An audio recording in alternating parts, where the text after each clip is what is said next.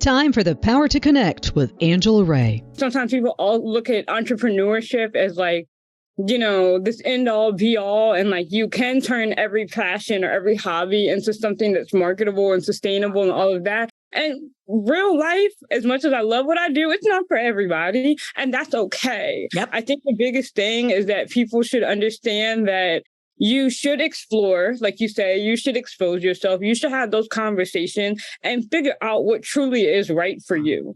Because what's right for one person isn't necessarily going to be your same path. That's right. That's exactly right.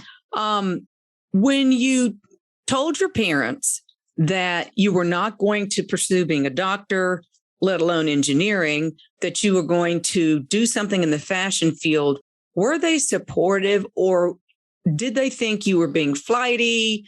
She doesn't really know what she wants to do, not being judgmental, but just kind of worried.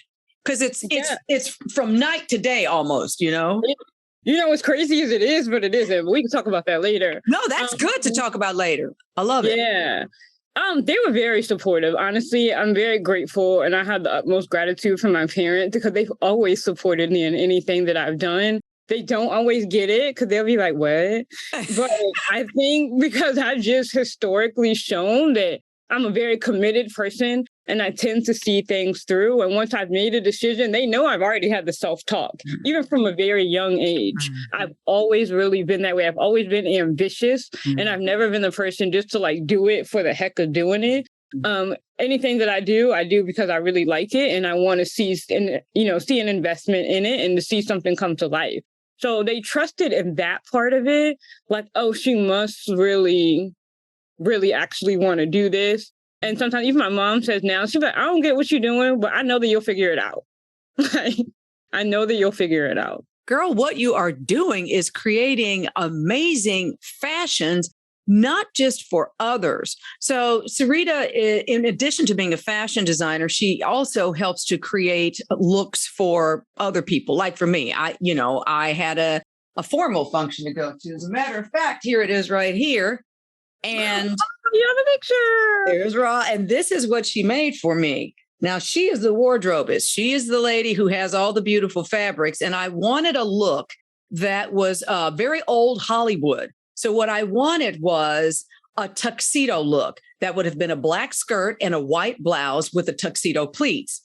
She then said to me, let me reimagine it in the 21st century. And we came up with the white skirt. The blouse is lace. This is what Syreeta, she was the seamstress behind it. This lady right here provided the fabric and also some advice because she knew me as to how to dress me. But this lace blouse with the collar and the cuffs that match the skirt is unbelievable. I mean, it's unbelievable. I was stunning at the event.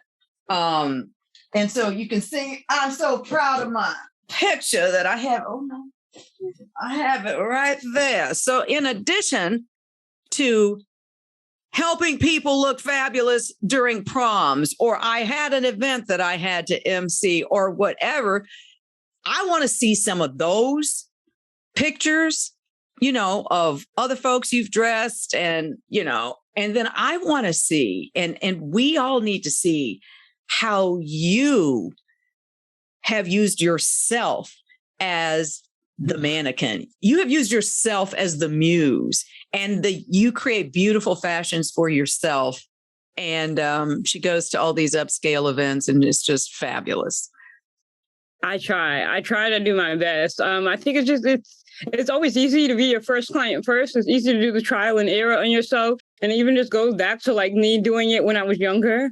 You know yourself well enough, and then you can kind of like mess up on yourself and do with some other people. But for me, it's also just like the best marketing tool.